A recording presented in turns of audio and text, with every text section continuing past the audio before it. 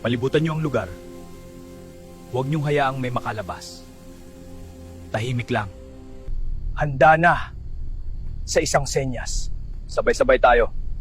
Walang papalya. Kunin niyo ito. Ito ang magtuturo. Nakasalalay dito ang lahat. Wala na tayong oras. Narito na sila. Nandito na sila? Ano ang gagawin natin? Anong klaseng lugar to? Hindi ito normal. Nasaan sila? Hanapin niyo sila! Bilisan ninyo! Ito ang lagusan papunta sa bundok kung saan nandoon ang kapangyarihan ni Ming. Nasaan sila? Huwag kayong titigil. Hanapin niyo sila. Siguraduhin niyong wala silang matatakasan. Ako na ang bahala dito. Haharapin ko kung sino man ang pumasok. Hoy, tanda! Nasaan ang pusa? Ibigay niyo na siya. Kung ayaw niyong masaktan, Hindi niyo makukuha si Ming.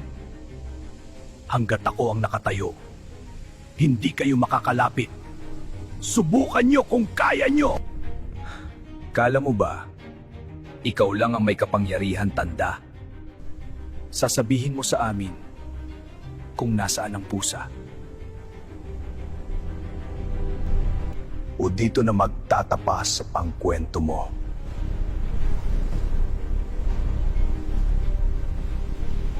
Kalapastangan! Hindi niyo ako kakayanin!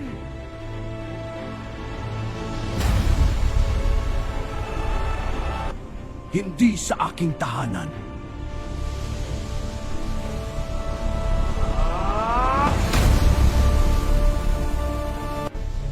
ibuhos niyo ang lahat ng inyong kakayahan!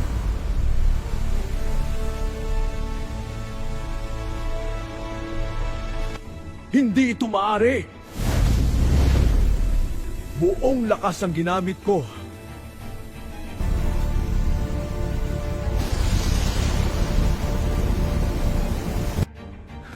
Imposible. Hindi pa ako nakakakita ng ganitong lakas. Hindi ito basta-basta kapangyarihan. May pinanggagalingan ito.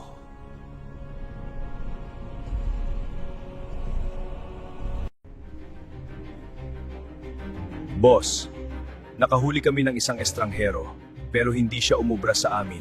Ano ang gagawin namin sa kanya? Dalhin niyo siya dito.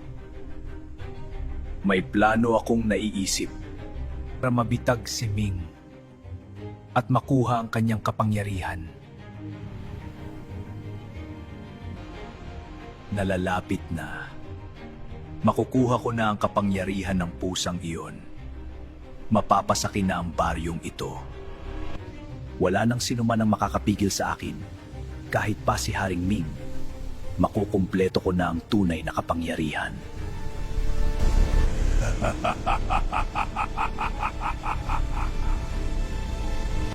Ming, paano na yung estranghero? Nanganganib siya. Balikan natin siya. Hindi pwede! Alam kong